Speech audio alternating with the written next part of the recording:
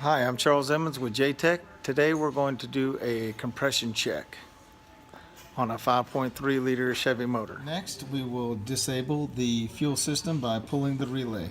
We're going to pull the boot and remove the spark plug. Here we have the compression gauge, snap-on compression gauge.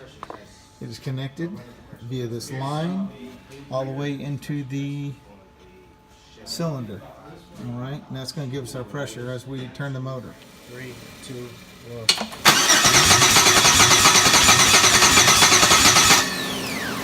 Okay, as you can see, it's 200. We're just going to write it down on a sheet of paper.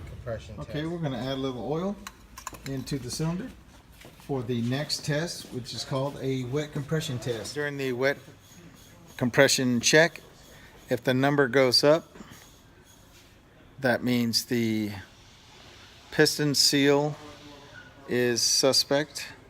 If the number stays the same, that means the pistons are not suspect. As with the first compression check, the relay is okay. The gauge went up in pressure, which indicates slight wear or burring on the piston walls or the rings, possibly not sealing as good as they can. All right, now we're going to do a running compression check. We're going to install all the spark plugs and the coils and the relay, and we're going to start it and snap the throttle up to 3,000 and release it and find out the highest number and compare it to our static numbers to see if there's a restriction in the intake or restriction in the exhaust. Running compression check. Test. We're gonna crank the motor, clear the gauge, and hit the throttle wide open around to like 3,000 RPM.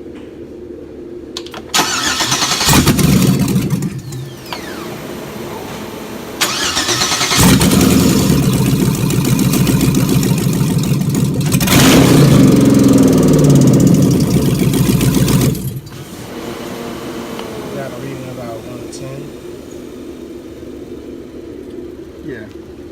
Okay, we did that test actually about 3 times, and the average is about 126 to 130, which is roughly 70% of your cylinder numbers from the static. The static being 180, multiply that times 0.70 and you get about 126. So the engine is pretty healthy, it passes.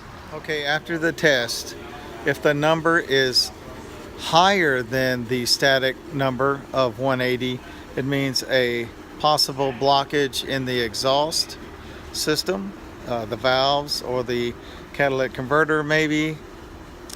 If the number is lower than the static test by more than 80%, means that there's a blockage in the intake side, the air filter or the runners or the intake valve, or possibly a worn camshaft lobe. That is known to happen.